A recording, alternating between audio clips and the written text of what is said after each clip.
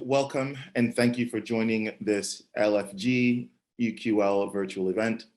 My name is Milton Speed. I am an Equality League board member. I'm a philanthropy advisor, and I'm the former captain of the University of Hartford's men's soccer team. The mission of Equality League is to advance gender equality in and through sport by changing discriminatory policies and practices. We pride ourselves on tackling some of the worst barriers to access, equality, and safety in sport for women and girls. We've improved millions of lives by supporting passage of US legislation to protect athletes against sexual abuse, overturning the FIBA hijab ban in basketball, the 40-year-old stadium ban that excluded Iranian 41 million women from entering stadiums to watch men's football matches, and safeguarding Afghan female athletes. Yes, this is indeed and forgive me, but it's a badass grassroots advocacy organization, and we're developing the Equality League Athlete Advocacy Training Program to equip a global network of athletes to advocate for their rights. As part of that, we've used the US women's national team players as examples for our youth council advocacy training. And we're thrilled to celebrate how their advocacy resulted in a win, a $24 million equal pay settlement announced on February 22nd, 2022. I wish we were in a room together so we could give the women all a round of applause, but feel free to throw in any virtual claps or celebratory items. It is indeed a tremendous accomplishment. EQL is proud to partner with LFG, the documentary film directed by Academy Award winners Andrea Nix Fine and Sean Fine, and produced by the Fines and Abby Greensfelder, with Howard T. Owens and Ben Silverman serving as executive producers. It is a no-holds-barred account of the US women's national soccer team's fight for equal pay. I am excited and honored to host this dynamic conversation featuring 3 generations of soccer stars, excluding myself, discussing the value and impact of athlete advocacy and what happened, #when we value women. Our speakers include Susie Petrocelli, a former college player, Samantha Schmitz, a current college player, Julian, a high school player, and Lucia, also a high school player. They are also founding members of EQL's Youth Council, and really want to celebrate their dad for being part of the board of advisory with me.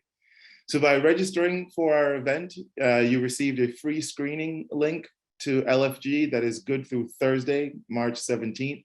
We'll share it again along with the recording of our event tomorrow morning by email. But again, thank you all for joining us.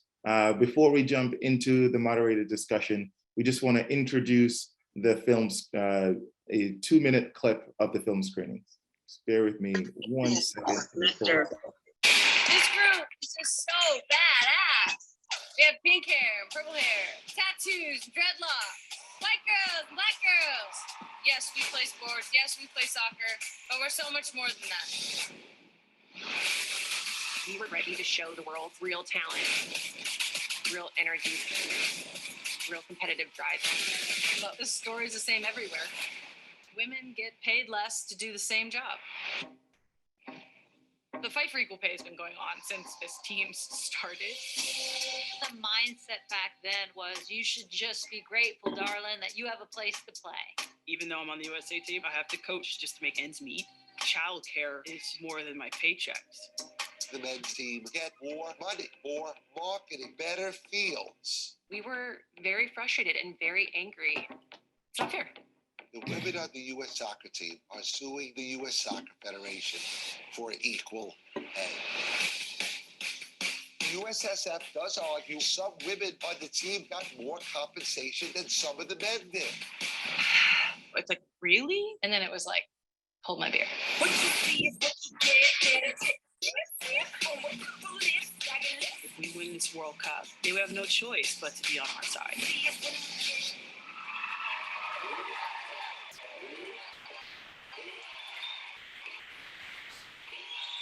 That's when I felt the movement.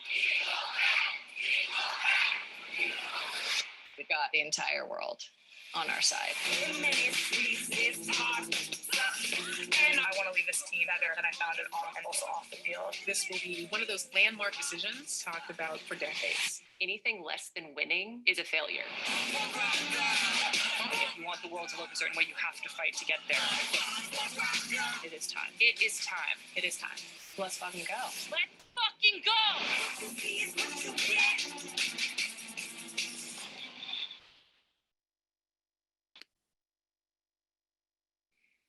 Wow. That was powerful. I'll give myself a second to catch my breath. Well, I want to jump right into introducing our speakers. So I just want to do a quick lightning round where I'm going to ask the speakers to share their name, a short explanation of why they love sport, and a one word to describe the film. So my name is Milton Speed. I love sport, and specifically soccer, because it's the one event that I have found that allows to provide equal playing field for everyone. And my word to describe the film is awesome. So Susie, do you mind kicking us off? And then we'll go to Julian, Sam, and Lucia. Of course, yeah. So hi everybody, my name is Susie Petrocelli. I love sports. I always have. I grew up in a sports obsessed family, so it was just very natural. I don't think I really had a choice. And I love soccer in particular because it was the only sport that was offered to me in my town. I wasn't allowed to play football or baseball, and I was lucky that they just started allowing girls to play soccer in my town when I was a kid, thanks to Title IX. So I fell in love with it right away, and I loved it. I still love it. It's my, first love and my lifelong passion. So, and my word for this film is heroic. So I think that the, players past and present are heroes through and through, and I also think that the filmmakers who made this film are heroes. Thanks, Susie. My name is Julian. I love sport because I think it brings people together and it shows people's passion in a way that I think nothing else can. I played multiple sports growing up. I played baseball, I played football, and I played soccer. And I love soccer the most, not only because it was my favorite athletically with the most running, but I thought it brought the most people from different backgrounds together. So it was something really nice to appreciate. And my one word for this film would be eye-opening. Thank you, Julian. Sam? Yeah, hi everyone, I'm Sam. Julian said it really well. I was actually going to say something similar. I was just going to say soccer and sports in general has the power to just bring people together around the world, which is very rare these days. And I guess the word that I would use to describe the film is probably empowering. Hi, I'm Lucia Beeben, and I grew up in a soccer household as well as Susie, partially because of my brother, actually. But we grew up surrounded by sports in general and just mostly by soccer. And that was the sport that mainly occupied our household. And I still play it to this day. And I think it creates, especially for me, a really great community of girls that I can play with and be myself around. And I finally have a people, I guess, within the sport. And I guess I was going to say empowering, but Sam took the word out of my mouth. Yeah. So Lucia, it's okay to to double down on the word empowering. So just want to kick things off with our first guest, Susie. Susie is an athlete advocate. She's a former captain of the Harvard soccer team.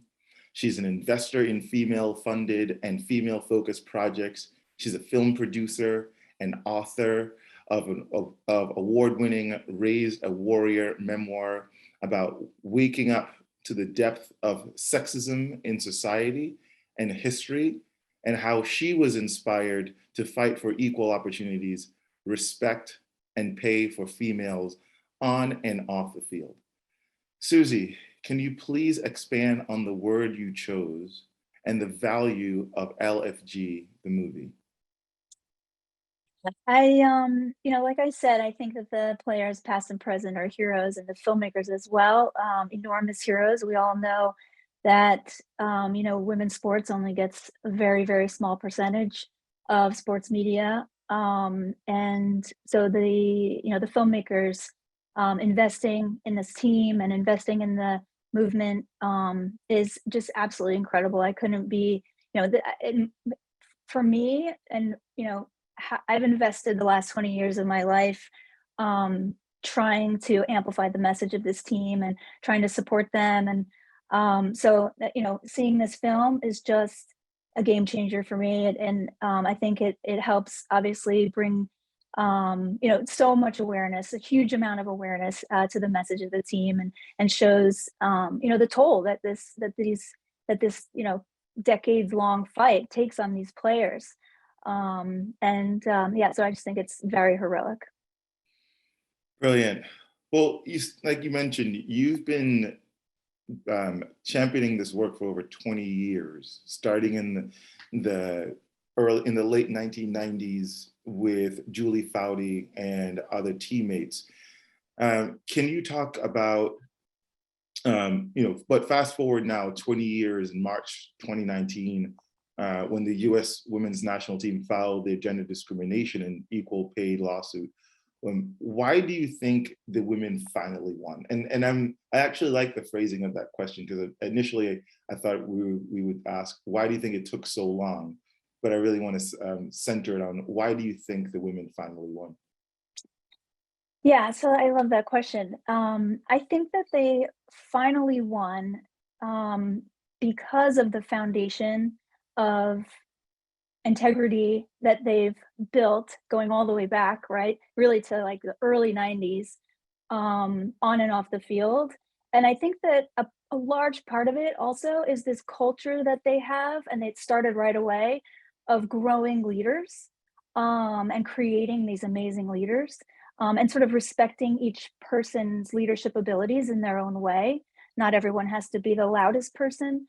They have leaders in all different ways. They have the intellectual leaders. They have, they respect everyone's talents in whatever leadership role they decide to take.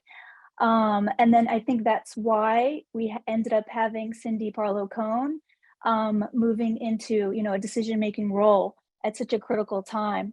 So I think that it was, partly the culture and the early leaders on the team and the culture that they built, and then that they were able to have Cindy at the right place at the right time and take advantage of her role. And obviously, Carlos and US soccer, like just showing the world the sexist culture inside US soccer so blatantly, and then which forced all the public outcry and the past and present players to erupt on social media, and the sponsors to erupt. So I think it all came together, but I think it started back with the culture and the foundation of integrity that they built. Amazing. And you just touched on something I think is really critical, is the women showed the rest of the world what the issues were that they were being faced with, and they had nothing. They could not avoid it anymore. So one of my favorite scenes in LFG is when the entire crowd was chanting equal pay after the US women's national team won their 4th championship. You were in that stadium with fellow EQL board member Minky Warden and our founder, Margaret. You were also at City Hall following the victory parade, where some thought this was the perfect time to make the announcement for the equal pay settlement. Uh, were you surprised that the equal pay lawsuit dragged on? That's a hard question. I don't know if I was surprised really because, you get to a point where nothing surprises you anymore. I think though what did surprise me was the level of, how offensive the the legal strategy that they took, and sort of like, the hubris, right? And to actually um, vocalize that, like female players are inherently inferior to the male players. I just that was surprising to me. Um, and but ultimately, it's actually a good thing that they were so blatant about their misogyny because I think that ultimately led to the outcry and and the turnover. Well, this is a two-part question because you just touched on it. And the in the film, Cudero, went on as far as insulting some of the women, and it led to his resignation. In the end, is the equal pay settlement a sweet or bitter triumph? Um, I think it's a sweet triumph. I think, we still, I think obviously because Carlos, tried to run again, and almost succeeded, right? I mean, Cindy Parlow Cohn won the election by 80 or 90 votes. It was very close. So, I think that it's a sweet moment for the settlement for sure. And it has to, I mean, you saw in the film just the agony that these players were under and the amount of time that they were spending, and having like the moment when Kristen Press talks about how her whole phone had to be copied. I mean, it's so invasive, right? I mean, it's a complete invasion of privacy.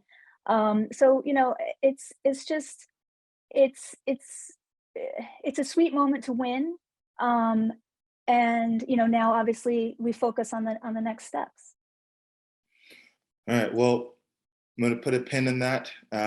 Thank you for the valuable insight, Susie. I would definitely want to come back to dive a little bit deeper into some of your thoughts on the next steps. So next up, we have Julian, a high school soccer player on his way to Holy Cross next year. He's the captain of his current team and has been an EQL Youth Council ambassador since it was formed. Julian, thank you for contributing your experience and opinions to our discussions tonight. I want to kick things off by asking, how old were you when you first started playing sport? And was it a school or a club team?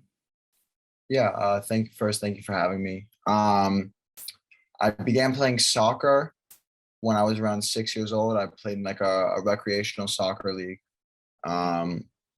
My family wasn't a huge soccer family, so neither my mom or dad played it, so they weren't really pushing me to play soccer as their first sport. I think I picked up baseball prior to soccer, but as soon as I started playing soccer, I think I found that I had much more love for it than any of the other sports that I'd tried prior. So then I moved to a club team, and I was there for 8 or 9 years before moving up to an academy team here in New York and Queens.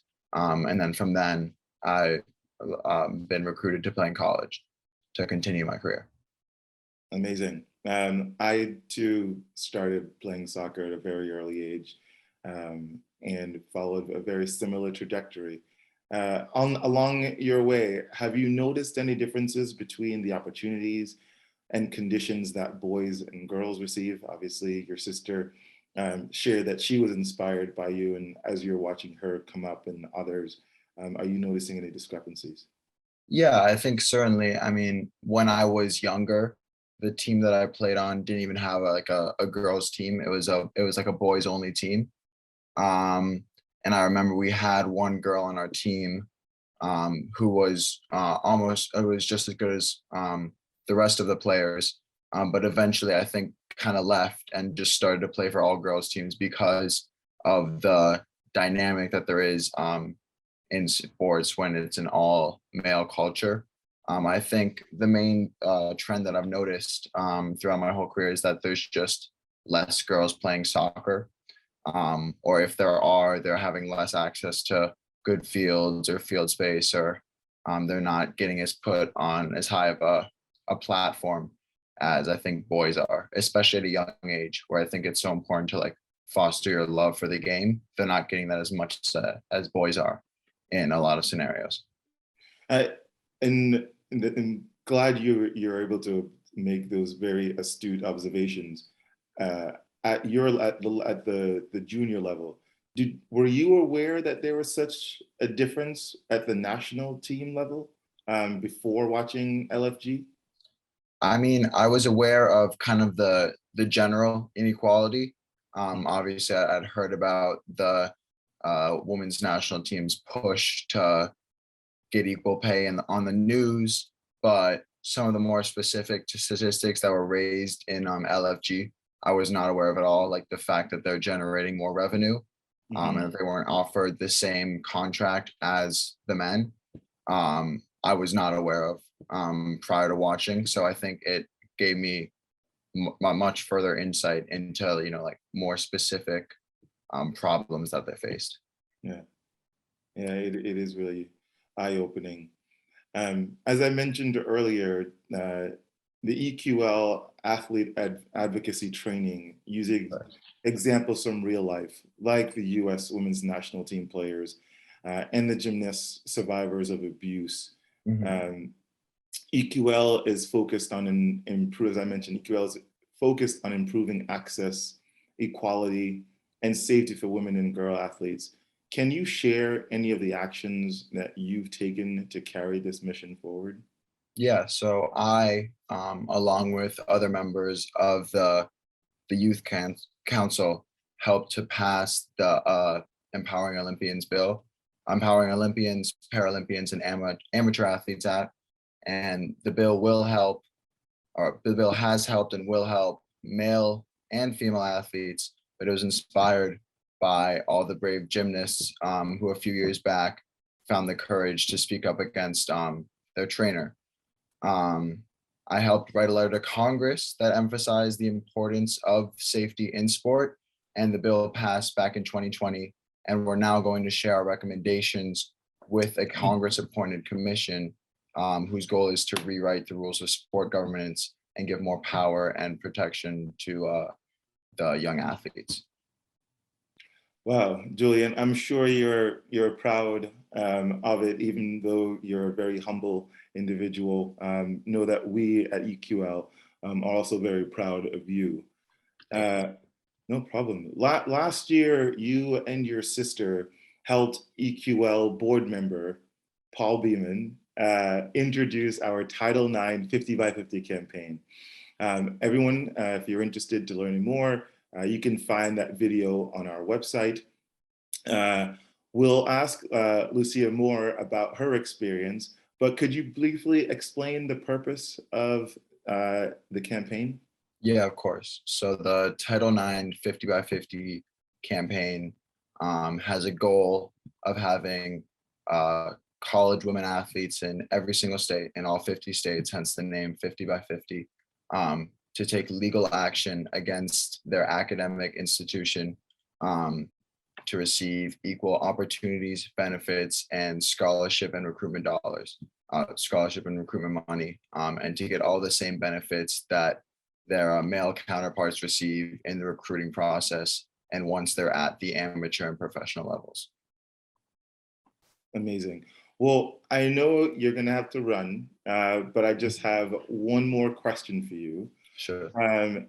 Is there anything else that you would like to share about why you advocate for gender equality in sport, and any athletes who have inspired or influenced you? Yeah, I think the fact that I have a younger sister who has shared the same love for sport that I do has certainly showed me, how important it is that, access to sport and funding for sport is distributed equally, because it's so, watching my younger sister play the same sport as me, I've realized that it's so important for everyone to have that. I think that's one of the main reasons that I initially got involved, because I had the influence of her, watching her play and, realizing how much she loved the game as much as I did.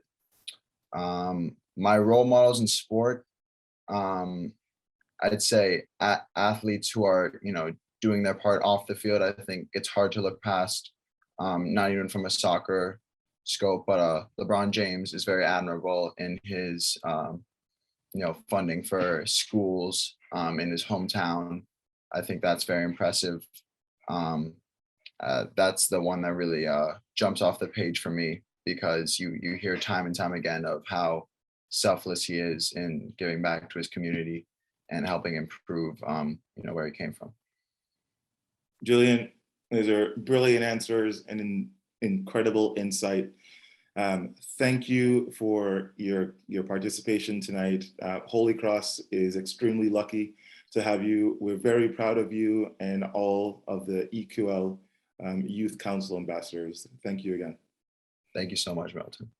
So now I want to turn to Samantha, also known as Sam, who just completed her final season as a goalkeeper and board member of Women of Harvard Athletics for Harvard College. Welcome, Sam. Thanks for having me. Yeah. So Sam, can you please start off by sharing what moment or moments in the LFG film that stood out to you most? Yeah, definitely. I think there were two particularly salient moments for me in the film, just kind of as they relate to my life, I think. The first one would have to be Megan Rapinoe kind of talking about how she just felt the sense of responsibility and said, we have this platform and we have to use it. I think that's something that I've reflected a lot on throughout my time at Harvard, because inherently you're given a platform, rightfully or not, by being an athlete at Harvard. And you're also given so many privileges with that. So I think that you also have a responsibility to do something positive with that privilege. And then I guess the second one was Kelly O'Hara talking about how basically she just felt really passionately about kind of leaving her team better both on and off the field. And I think we actually saw that in the clip that you showed at the beginning.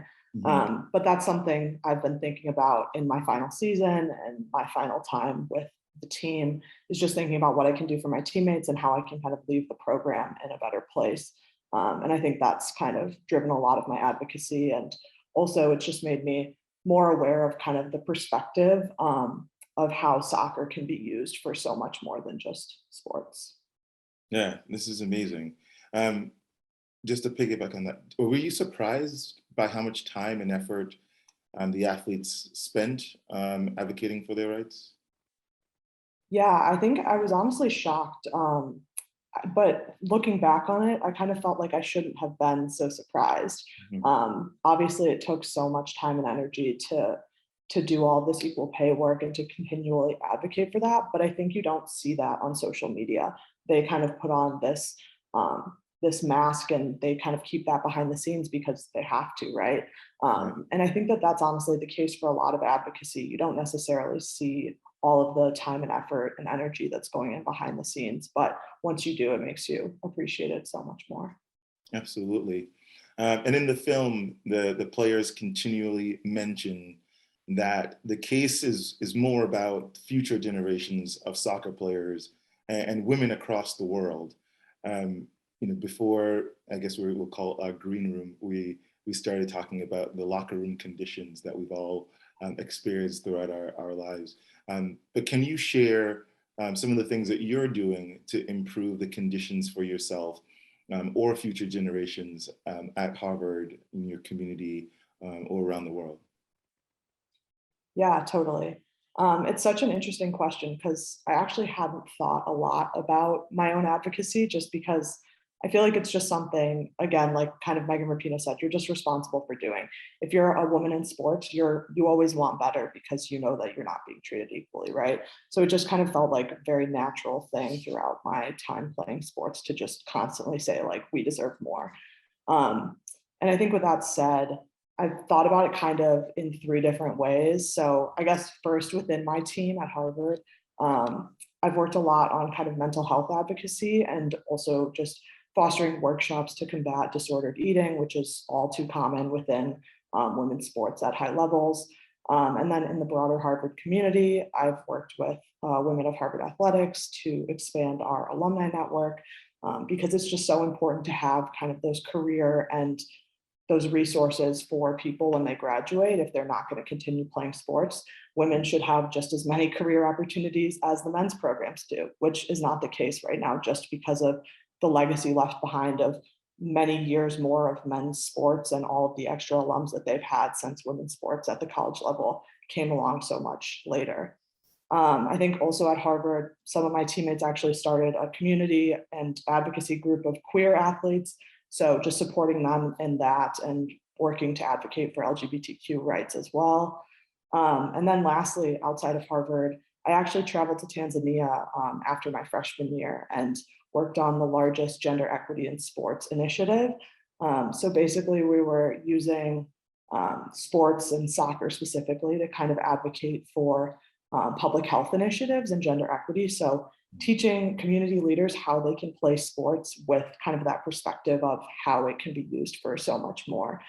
So that was a great opportunity for me, and hopefully it was a really impactful one as well.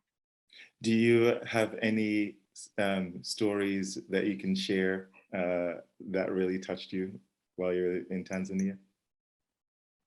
Yeah, I think it was just kind of crazy to me that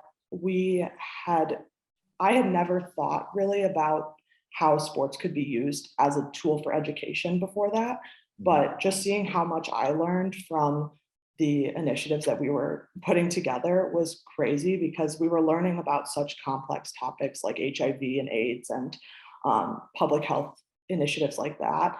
But being able to break it down and play literal soccer games and say like, oh, let's imagine everyone is kind of starting at the same starting point, but once a month women can't run because they're menstruating, right? And that's a public health issue when you don't have resources. So when you have to run a race, you have to stop once a month and see kind of how all the boys essentially end up way farther in the race over time. I think that really demonstrates kind of gender equity and was just a really salient kind of game that obviously demonstrated a larger global issue. Yeah, no, that's really powerful and incredible imagery. Do you have plans to continue or in sports or advocating after you've graduated from Harvard? Yeah, that's such a good question. Definitely something that has kept me up at night recently. I've thought a lot about playing in grad school, trying to kind of play my final year, getting a graduate degree. But I think for me, I am going to probably pivot to focus more on my career. I think people always said, don't pick a school based on soccer, pick it based on your career, and make sure that you're grounded in kind of your career, because for women especially, soccer isn't always a feasible financial pathway. So that's obviously really frustrating, but I think that for me, I'm hoping to go into environmental advocacy after college. So I think that ties a lot into soccer, because I do think that climate change is a risk for sports and for the accessibility of sports, especially as it relates to air pollution, which obviously is much worse and disproportionately affects marginalized groups. So I can kind of see myself going in that direction in terms of environmental advocacy as a means for promoting sports accessibility. But something else I've thought about is just coaching and the need for female coaches, because it's so important for women to be coached by women and to have those role models. So definitely, I think that would be something that I'll probably pursue on the side at some point. Well, whatever it is that you end up doing, know that the team and the family at EQL is right here ready to support you. So thank you for repping college you. women athletes tonight, Sam. It's been great to learn about your personal advocacy that has benefited the younger generation, including our final speaker. Lucia is a high school player with Gotham Girls. Like her brother Julian, she's been a member of EQL's Youth Council since she was only 11 years old. And our founder, Mara, tells a great story about Lucia attending a United Nations event. Before it began, Mara told Lucia that she'd been sitting at the speaker's table and Lucia should sit somewhere on the opposite side, meaning the guest chair against the wall that encircled the table. Instead, Lucia sat in a seat at the table across from Mara. We love that 11-year-old Lucia took a seat at the table, and we know what she's going to be seated at a very powerful and influential tables for years to come. Hello, Lucia. You've already had a tremendous effect as an athlete advocate. So my first question to you is, which scene or scenes from LFG made a strong impact on you? I think it was very moving to see one of the final scenes of the entire movie where the sheer emotion that the athletes of the U.S. Women's National Team had realized they didn't win their case and they didn't get their equal pay, and their first reaction was, we have to keep fighting, you have to fight this, everyone is looking for you to fight this. And I think it was very inspiring that even in one of their darkest moments, after they had been working for over a year in this case to finally get their equal pay, that they were still going to fight and they were still going to put in the effort to get the pay that they deserve for all their hard work and efforts on and off the field. And I think it was very inspiring to see that in their darkest moment, they didn't give up. Yeah, that is amazing. Have you noticed the differences in opportunities, equipment, or conditions that the boys team received versus the girls team or your team have received? Sometimes the differences between like girls and boys, like the differences that I usually see, they aren't always like very tangible, but they're very obvious. And it's sometimes it's very sorry. No. Sometimes it's very obvious to see, especially when we have practices or games in a big space, the complete sometimes disregard for our presence or our possession of a field permit or field space. We try to get talked off the field by just men playing pickup or just other boys teams who like think they also like deserve part of our field. And sometimes it makes me wonder like what would happen if we were a boys team and someone saw us playing. Maybe they would take us seriously, but these differences also come in opportunities. Like there most definitely are not as many girls teams in New York City as there are boy teams. A lot of teams sometimes only have boy teams for a club and don't have girls teams at all. So it's very easy to see the disparities or between the opportunities between girls and boys. Yeah, and when you do see these discrepancies, did you take any actions or did you consider doing anything when you see any unfair or unequal actions happening? Sometimes when these kinds of things happen, it's hard for like my teammates or I to say anything. Sometimes, it's a little bit intimidating, obviously. We're just a group of girls and we may be like very strong off on the field, but sometimes it's a little bit intimidating. For example, one time my dad had to tell a group of football players to get off our field for us. They had been like coming onto our field during a game and we didn't really know what to say to them because their complete like disrespect for our playing time was very rude, and just my dad had to take care of it for us. And I think it's very important for us to for people to stand up for us, and for us to stand up for ourselves, for what the space and the time that we deserve as athletes, regardless of our gender.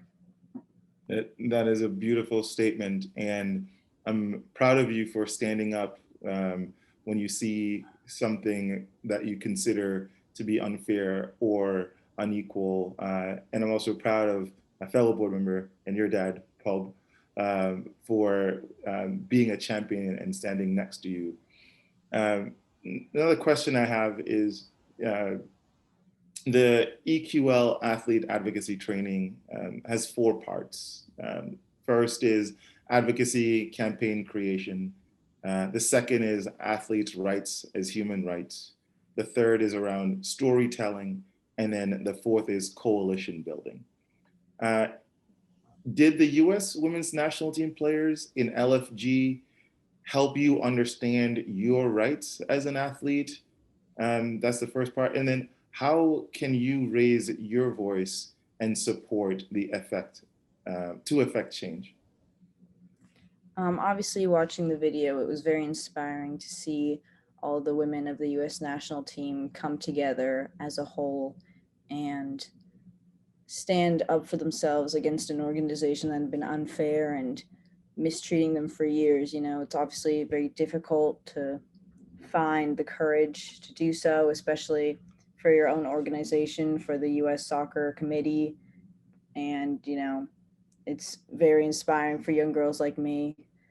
And I think also even just doing events like these, or talking about or just addressing these issues, is just a way to inspire change and inspire other people to do so. And yeah, well, continue, please. And I know you've been speaking up for years, including by interviewing Title IX experts. Your brother, Julian, explained that the campaign is designed to repair the holes of discrimination in the pipeline of girls and women's sport. Will you share some of the gender gaps in college that you're trying to close, in particular with the partnership with Champion Women? Yeah, I have to check my notes to make sure I can give accurate Yeah, no problem. I've been checking mine all night. Yeah. So from 2020 data, we've seen that over 90% of colleges and universities are breaking Title IX laws, and Title IX requires, obviously, for equality in sport, and there is nearly a $1 billion gap in scholarship dollars and over 160 million in recruitment Wait, dollars. I'm only interrupting just to ask you one more time, repeat those numbers. There are nearly how much in funding scholarship dollars gap? Yeah, so there's nearly a $1 billion gap in scholarship numbers, and then on the other hand, 160 million in recruitment opportunities, and that's simply unbelievable. And Indeed. there's also about No, I was affirming. and there's also about 200,000 more opportunities that college men receive over women, and that refers to the teams or the positions on a roster. And personally, I was very shocked, and I assume most people are or should be, when you see this discrimination that happens all over the United States. And Wow. I think that overall, if this continues, we're going to lose a lot of girls like me with talent and drive. And if we don't increase and improve like what we're doing, then we're going to lose opportunities for girls in sport and women all over the United States. And I think that this campaign and just talking about and addressing these issues in the first place will help push us forward in this fight against all these disparities in sport. Amazing. I I am always in awe of you and the other youth advocate leaders. Everything that you are doing is, again, is inspiring, and also very, very cool, that you are advocating for your own future, since you're still a very few years away from college. And just want to say thank you, Lucia, for all that you're doing, not only for yourself, but also for the generation in front of you and the generation behind you. So I have one more question to all of our speakers before we say good night. So now that the equal pay issue has been settled, do you think that the US women's national team should take up the equal price fight? I know that gap is huge with the men's 2018 World Cup pot at 380 million, with the women's total prize not even coming close to that. Is this an issue that you think we should all be tackling? And Susie, we'd love to start with you. I love that question. And yes, I think that that's the next step for sure. I'm hoping that we come up with a campaign to pressure FIFA to commit to decreasing the gender prize gap in the two World Cups a certain percentage every year. We can make it manageable for them, but we need to have them commit to decreasing the gap, because the gap is still growing at this point. Sam?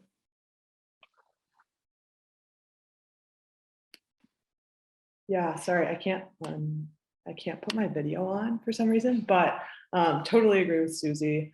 I think there's no reason to stop the fight now. People have put so much time and energy into this, as we saw in the film, that I mean, this is a huge discrepancy and the women deserve more once again. So I totally think this is a fight worth fighting. And Lucia, just love to hear your comments.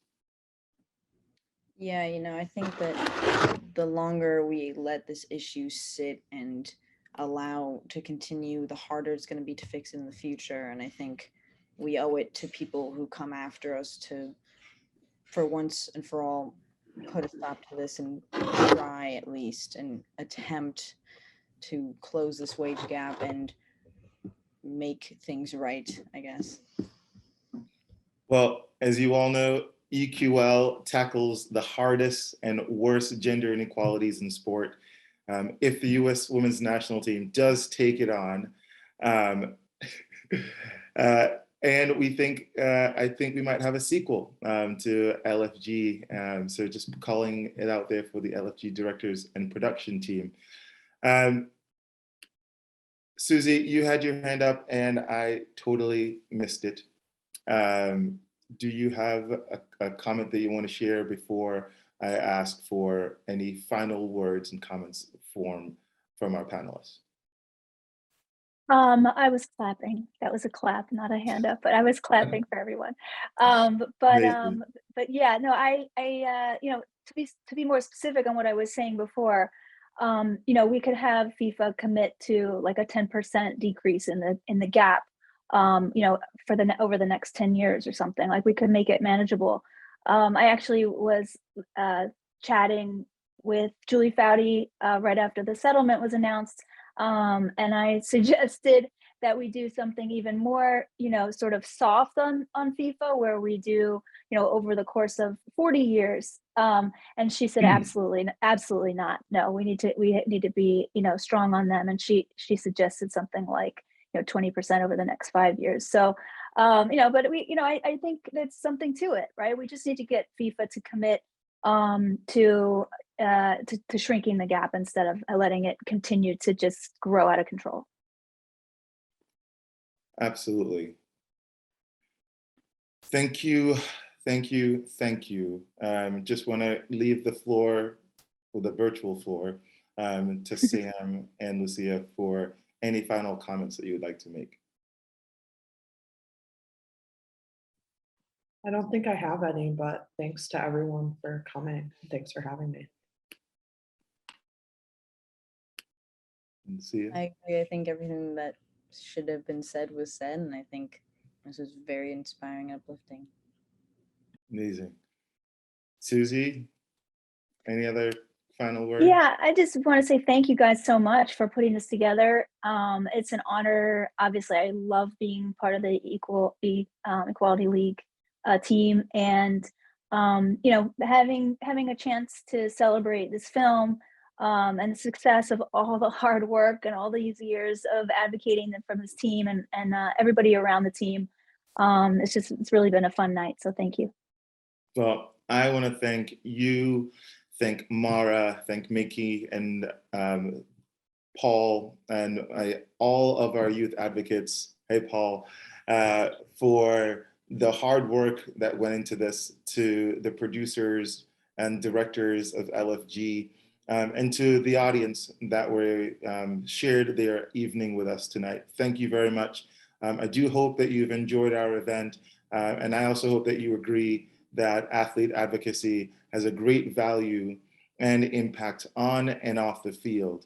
Equality League, as an organization, again, want to thank the LFG directors and producers for capturing the historic equal pay fight, and remind everyone that we'll share the free viewing link and recording of this event by email. So thank you again to our fantastic panel, Susie, Sam, Julian, Lucia.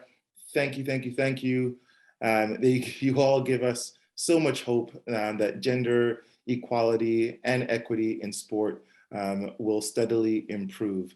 For updates on Equality League advocacy and campaigns and trainings, please sign up for our newsletter and follow us on IG. I almost said Instagram, shares how old I am, and Twitter. Again, thank you all, and have a good night.